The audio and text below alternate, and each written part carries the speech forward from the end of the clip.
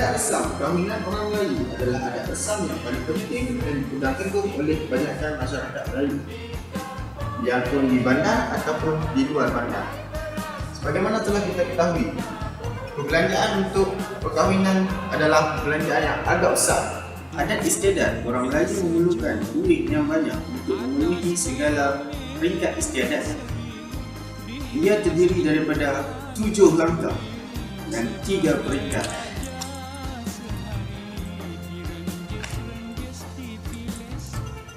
Langkah yang pertama, merisik. Apabila anak lelaki mereka cukup umur untuk berkahwin, maka ibu bapa perlu mencari pasangan yang sesuai. Tanggungjawab memilih pasangan perempuan jatuh kepada ibu bapa secara keseluruhannya. Ibu bapa akan mencalonkan beberapa calon untuk dipilih atas persetujuan anak lelaki. Selepas anak lelaki memilih calon yang sesuai untuk dirinya dan mendapat persetujuan kedua ibu bapanya, maka bermulalah tugas ibu bapa untuk menyelidik latar belakang calon perempuan tersebut. Salam bersalam keliling sambil mata menjeleng. Direnggis-renggis ditilis, ditampongi latawan, air beras kuning ditabur, disiram si air mawar. Riang pengantin baru. Ibu bapa bagi pihak lelaki akan menugaskan sebilangan orang tua yang rapat untuk bertemu dengan keluarga bagi pihak perempuan dalam rapat tersebut. Biasanya ibu bapa akan meminta sedikit masa untuk mempertimbangkannya. Mungkin yang dimasa dalam sehari ataupun 2 hari. Selepas itu, ibu bapa bagi pihak perempuan akan menugaskan sebilangan saudara mara untuk menyampaikan keputusan.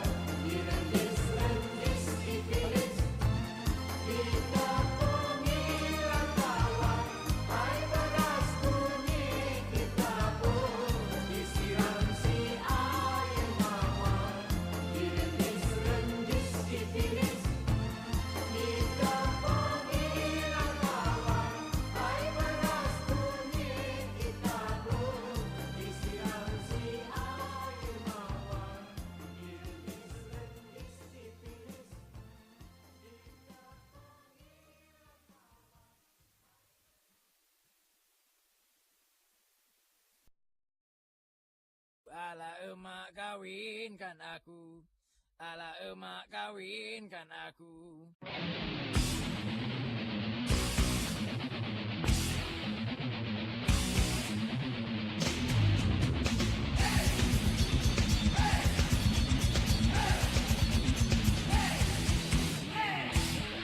Buah jambu 3 serangkai, hanya sebutir ke tanah Jawa.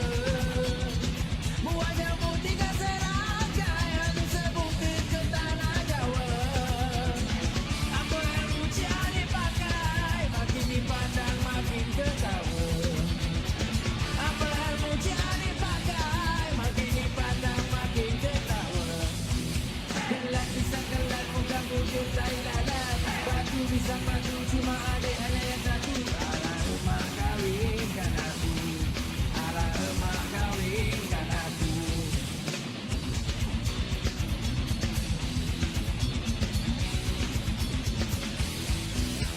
Langkah ketiga, pada zaman dahulu, mas kahwin dan belanja perkahwinan akan diadakan sehari atau 2 sebelum upacara akad, tetapi ini diadakan bersama-sama upacara akad nikah.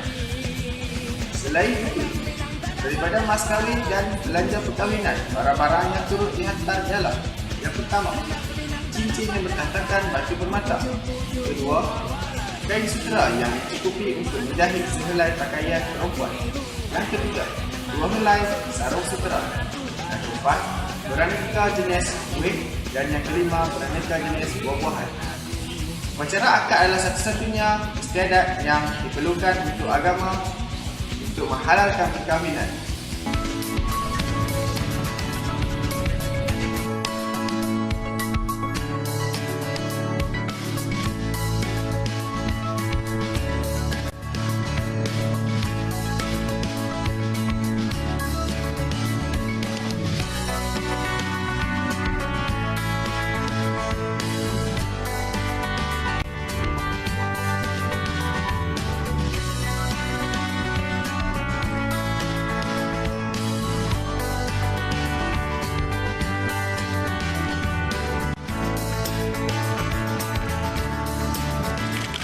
kawan dia bin Sya'abi.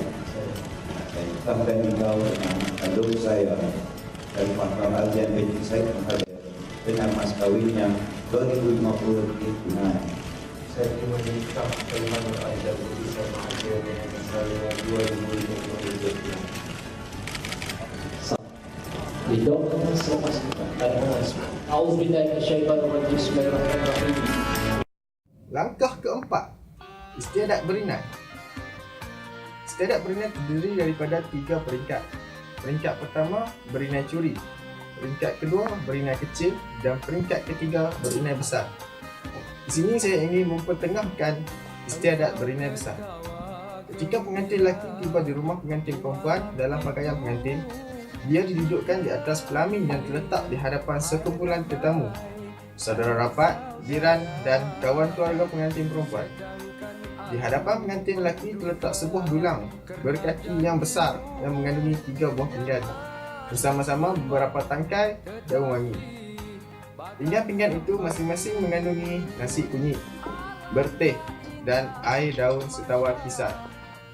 Di tengah dulang itu terletak selonggok pes inai. Istiadat berinan besar bermula dengan para tetamu lelaki naik ke pelamin satu demi satu untuk membuang sedikit nasi kunyit pada sebelah kiri dan kanan pengantin lelaki. Perbuatan yang sama kemudian dilakukan dengan berteh. Ini diikuti oleh tangkai daun wangi yang dicelup ke dalam air daun setawar dan kemudian digunakan untuk menyentuh kedua-dua belakang tangan pengantin lelaki. Akhirnya, tetamu akan mengambil sedikit pes inai dari longgok di tengah dulang dan selepas meletakkannya pada daun sirih yang disediakan oleh emak pengantin, akan meletakkannya pada tapak tangan pengantin lelaki. Daun sirih itu bertujuan untuk mengelakkan daripada mengotorkan tangan pengantin. Sejurus selepas itu, emak pengantin akan merapatkan kedua-dua tangan pengantin dan menaikkannya pada aras dada sebagai tanda hormat kepada tetamu yang melakukan istiadat ini.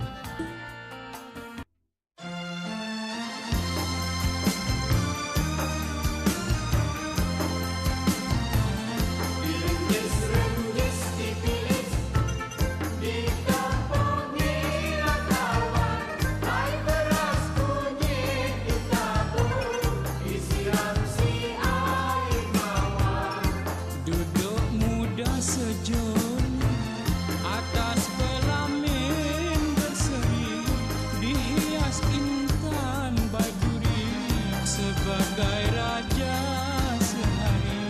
Direnjis-renjis dipilis, ditepungilah tawar. Hai beras kunyit ditabur, disiram si air mawar.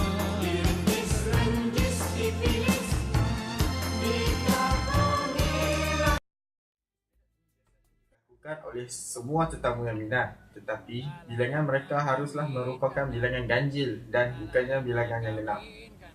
Ketika tetamu lelaki telah siap, para tetamu perempuan akan turut menjalankan istiadat ini dengan cara yang tepat dan sama. Selepas semua tetamu yang minat telah menjalankan istiadat ini, seorang wakil daripada kalangan tetamu lelaki akan ke depan untuk membaca doa selamat. Pengantin lelaki kemudian akan pulang ke rumah sendiri dan pengantin perempuan turut duduk di atas pelamin untuk menjalankan istiadat yang sama. Istiadat ini diakhiri seperti biasa dengan jamuan. Langkah kelima, bersanding. Bersanding bermaksud duduk bersebelah-belahan di satu tempat yang istimewa. Amalan ini dianggap sebagai kemuncak majlis perkahwinan dalam adat resam perkahwinan orang Melayu. Bersanding adalah cara terpenting sekali dalam seumur hidup bagi sepasang pengantin. Majlis perkahwinan tidak dikira lengkap jika kedua-dua mempelai tidak disandingkan di atas pelamin. Di atas pelamin itu ada kerusi yang dihias cantik. Jika tidak ada acara bersanding, majlis perkahwinan tidak akan sempurna dan tidak ramai yang sudi menghulurkan wang sumbangan. Tetamu di bandar sanggup menghulurkan wang sumbangan sebanyak 50 hingga 100 jika majlis diadakan di dewan bersama persembahan yang meriah. Waktu yang paling sesuai untuk bersanding ialah waktu tengah hari, iaitu semasa tetamu ramai di bawah kemah atau dewan. Biasanya majlis persandingan diingati sampai bila-bila dan merupakan detik abadi yang patut dikenang.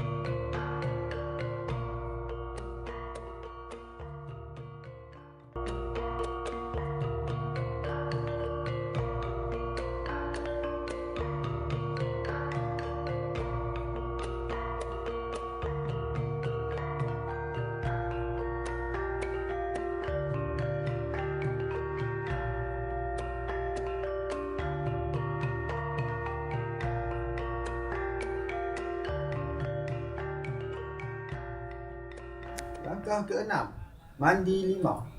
Setelah sempurna, kedua-dua pengantin suami isteri itu menunaikan satu daripada hikmah perkahwinan, maka akan diadakan sekali lagi persandingan di atas pelami. Namun, pengantin tidak akan dipakaikan dengan pakaian pengantin dan persandingan ini hanya melibatkan sanak saudara sahaja. Setelah bersandi, kedua-duanya akan turun duduk di bangku yang terletak di tengah-tengah rumah dan di sinilah dijalankan upacara mandi-mandian dan bersintuk limau sebagai menandakan persatuan antara kedua pengantin suami isteri itu.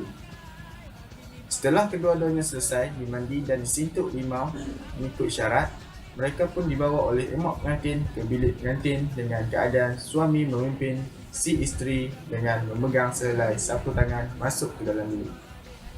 Manakala di luar, sekalian hadirin yang ada akan menyiram air tersebut sesama mereka sambil bersukaria. Air yang digunakan untuk upacara ini disediakan dalam pelbagai warna bagi menambah kecantikannya. Langkah yang ke-7, hiburan dalam perkahwinan. Dalam majlis perkahwinan, hiburan akan diadakan bagi menghiburkan pasangan pengantin maupun masyarakat setempat.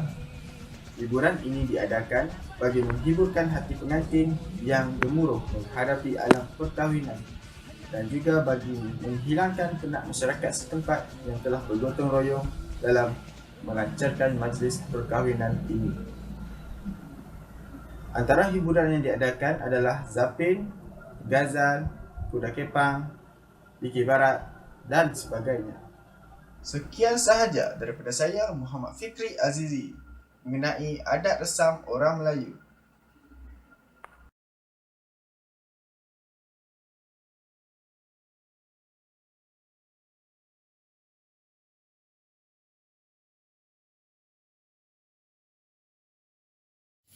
Assalamualaikum dan salam sejahtera.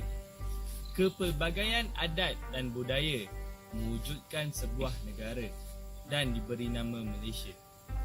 Di Malaysia, wujudnya kaum yang majoritinya berbangsa Melayu, Cina dan India. Hari ini saya akan menerangkan tentang adat perkahwinan dalam masyarakat Cina.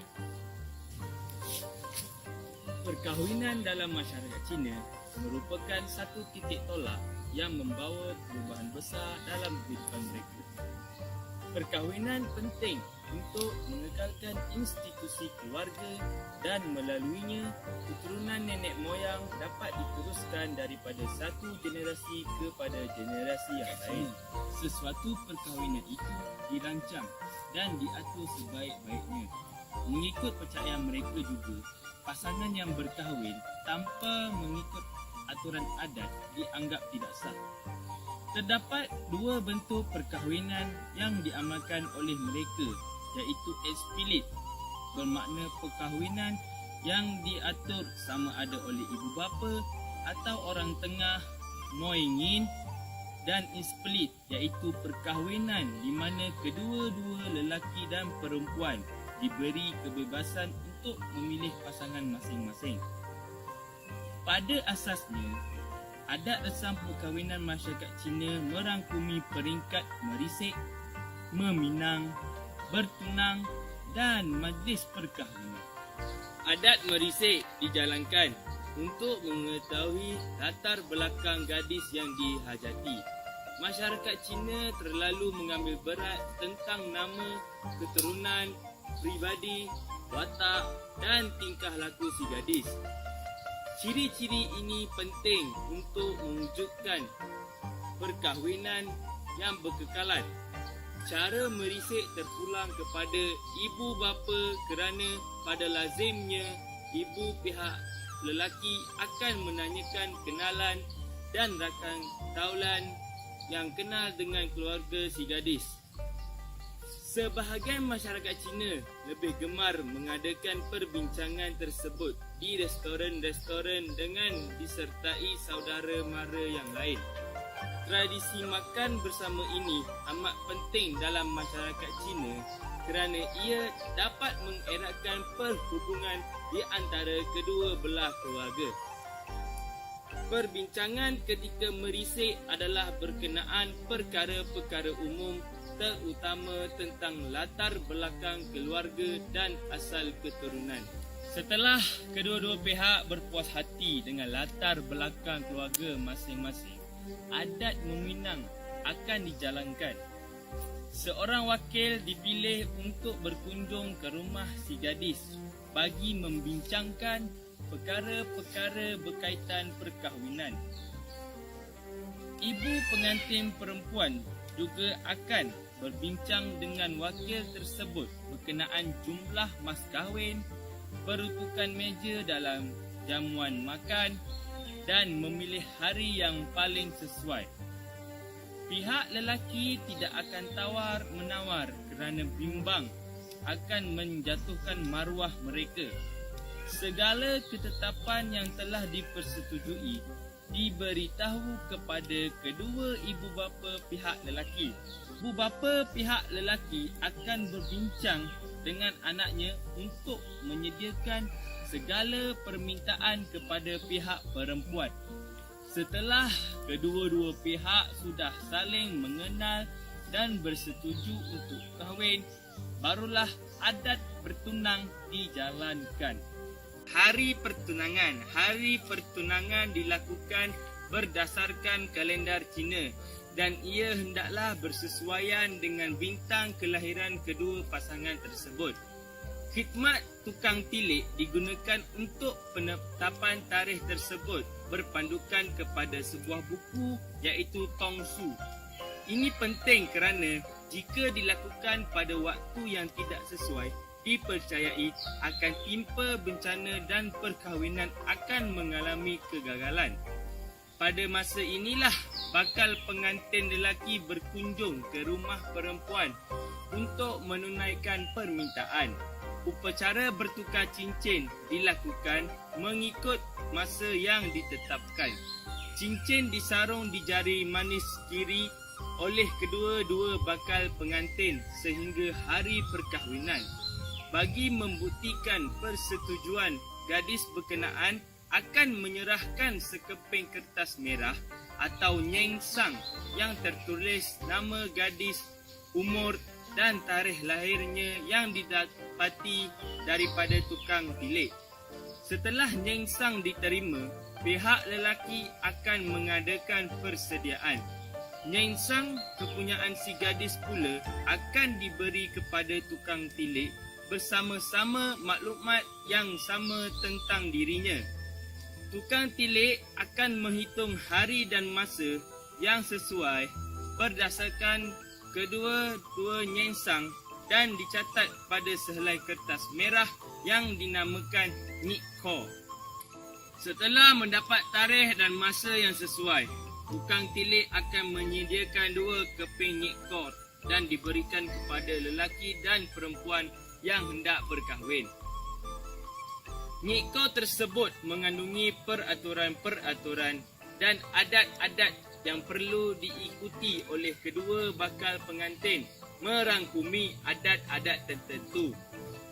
hantaran dan mas kahwin lazimnya diberi semasa upacara bertukar cincin perkahwinan atau pada hari lain seperti hari istiadat perkahwinan yang diadakan di pejabat pendaftaran perkahwinan. Di antara hantarannya ialah sebentuk cincin emas, sepersalinan pakaian, kain dan wang tunai. Sekiranya pihak lelaki tidak menyediakan barang hantaran yang cukup kepada pengantin perempuan, sejumlah besar wang tunai akan diberi. Beserta dengan penghantaran mas kahwin, keluarga pengantin perempuan diberitahu tarikh perkahwinan dan rundingan akan dibuat dengan pengantin perempuan. Dalam masyarakat Cina, semakin besar mas kahwin yang diberikan, semakin tinggi martabat dan kedudukan hari perkahwinan. Hari perkahwinan akan dilangsungkan setelah setahun bertunang atau mengikut tempoh yang dipersetujui oleh kedua belah pihak. Sebelum tiba hari perkahwinan, sekiranya terdapat kematian dalam kalangan ahli keluarga bakal pengantin, perkahwinan itu mesti ditangguhkan pada tahun hadapan atau selama 100 hari. Adalah tidak manis mengadakan perkahwinan sewaktu orang lain sedang berkabung kesedihan. Pada hari perkahwinan tersebut, pengantin perempuan dan lelaki dihias indah. Masyarakat Cina pada masa dahulu memakai pakaian pengantin yang diperbuat daripada kain sutera dan disulam benang emas. Kemudian, pakaian dihias dengan pelbagai aksesori. Baju pengantin sebaik-baiknya berwarna putih, merah atau kuning. Adalah dilarang memakai baju hitam, biru dan kelabu kerana dipercayai warna-warna tersebut melambangkan kematian dan kesedihan. Seterusnya, pengantin lelaki akan bertandang ke rumah pengantin perempuan. Dan pada masa itulah pengantin lelaki dan perempuan akan duduk bersama buat kali pertama. Mereka akan diiringi oleh pengiring masing-masing. Seterusnya, pasangan pengantin akan didudukkan di atas pelamin yang telah disediakan di ruang tamu. Selepas acara bersanding, pasangan pengantin akan dibawa bertemu ahli keluarga masing-masing. Pengantin lelaki akan memperkenalkan keluarga dan saudara maranya kepada isterinya dan begitulah sebaliknya. Di samping itu juga, kedua pengantin akan meminta restu daripada keluarga mertua masing-masing. Dalam masyarakat Cina juga, upacara meminum teh sangat penting dan masih diamalkan. Ia merupakan tradisi masyarakat Cina yang mempunyai maksud yang tersendiri. Adat ini melambangkan penerimaan pasangan pengantin, terutamanya si isteri dalam keluarga si suami, di samping bertujuan untuk mengeratkan hubungan kekeluargaan. Dalam upacara ini, pasangan pengantin akan memberi teh yang disediakan kepada saudara mara pihak lelaki. Walau bagaimanapun, adat bersanding dan upacara minum teh ini sudah kurang diamalkan oleh masyarakat Cina pada masa ini. Kemuncak upacara perkahwinan masyarakat Cina ialah pada sebelah malam, iaitu jamuan makan. Jamuan ini diadakan secara besar-besaran sama ada di rumah, hewan atau restoran. Tetamu-tetamu yang datang akan membawa angpau sebagai hadiah kepada pasangan pengantin. Pada masa yang sama, kedua pengantin akan cuba mengenali dan beramah mesra dengan ahli keluarga kedua-dua belah pihak. Akhir sekali, sebagai bukti perkahwinan, pasangan pengantin akan menandatangani dua pucuk surat perkahwinan, iaitu Hiat Fung Ching Su, di hadapan beberapa orang saksi.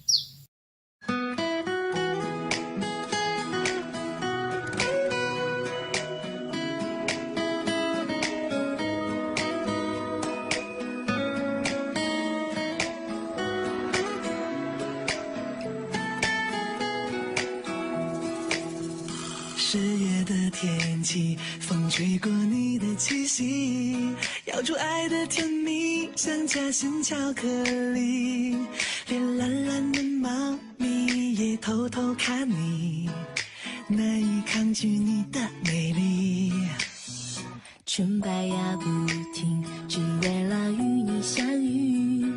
我说爱的甜蜜，写幸福的日记，说我们的约定不要太过期，只剩下下的来着你。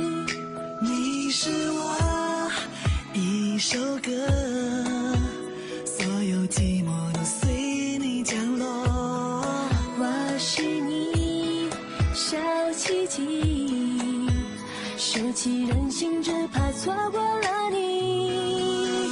Oh baby， 爱你，这一生只爱你。闭上眼睛，听见爱的话语，用白色的蜡笔画一场婚礼，度过每个四季，永不分离。Oh baby， 愿意我手。 Begitulah serba sedikit tentang adat perkahwinan bagi masyarakat Cina di Malaysia. Setelah diselidik dengan teliti, adat perkahwinan masyarakat Cina mempunyai sedikit persamaan dengan adat perkahwinan masyarakat sekian. Begitulah dokumentari tentang adat perkahwinan masyarakat Cina di Malaysia. Terima kasih. Share.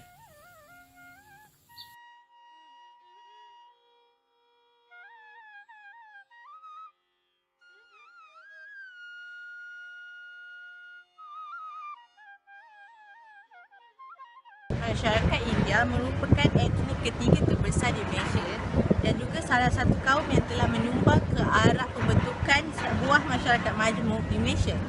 Seperti masyarakat lain, masyarakat India juga kaya dengan ciri-ciri kebudayaan mereka dan masih mengekalkannya sehingga kini. Adat resam yang diamalkan mempunyai persamaan dengan adat resam Melayu. Pertama adalah merisa. Terdapat beberapa aspek yang perlu dititik beratkan, antaranya ialah faktor etnik, tahap ekonomi, tahap pendidikan serta paras rupa bakal pengantin. Selalunya maklumat tersebut diperoleh secara langsung semasa pertemuan tersebut. Peringkat kedua adalah kunjungan ke rumah pengantin. Bakal lelaki akan berkunjung ke rumah bakal pengantin perempuan untuk melihat wanita yang bakal menjadi isteri beliau. Bakal pengantin perempuan diwajibkan memakai sari serta menghidangkan minuman kepada tetamu. Peringkat berikutnya ialah kaji keserasian pengantin. Ia dipanggil Tairu Manam Porutan Partal. Ini kerana ajaran Hindu tidak mengamalkan konsep penceraian. Seterusnya adalah ikat janji atau lebih dikenali sebagai niscayam. Ia dilakukan setelah mendapat persetujuan kedua belah pihak. Setelah lafaz ikat janji dilakukan, barulah perkara tersebut dihebahkan kepada kenalan rapat. Peringkat terakhir adalah upacara perkahwinan atau dikenali sebagai tirumanan, bermaksud penyatuan ikatan suci antara pasangan suami isteri. Antara adat yang dilakukan adalah menghormati dan mendapat restu, termasuklah menyerahkan sebiji kelapa yang mempunyai lubang di atas permukaan tersebut serta memberi roti kepada bapa mertua dan sari kepada ibu mertua. Biasanya pasangan pengantin akan bertukar kalung bunga dan berkongsi minuman untuk melambangkan penyatuan tersebut. Berikut adalah upacara perkahwinan bangsa India di Malaysia. Untuk maklumat lanjut, sila tonton paparan seterusnya.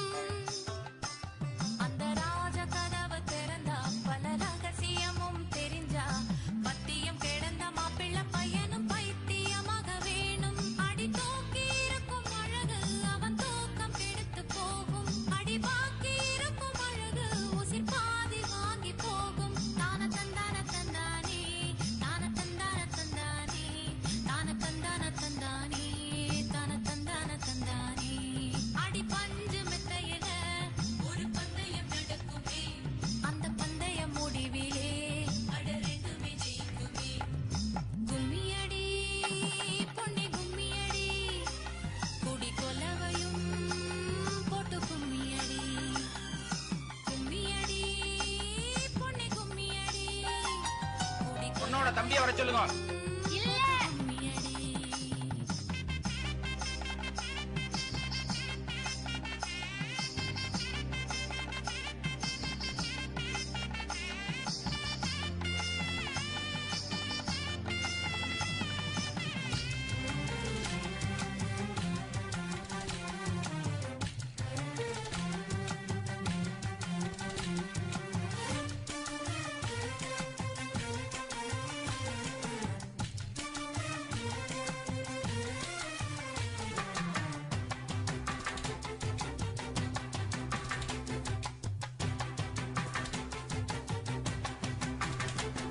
ஒரு பொண்ணுக்குள்ளது செருக்கு, அடி ஆணுக்குள்ளது முறுக்கு.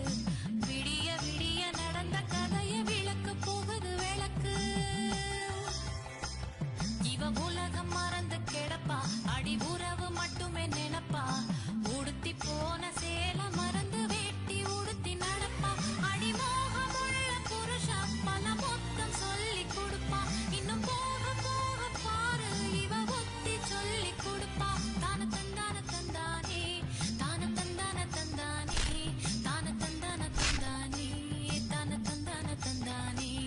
அடி உங்க வீட்டுக்குள்ள லட்சம் குயில பாடட்டும், அடி சலங்கை கட்டிக்கிட்டு சந்தோஷமாடட்டும்.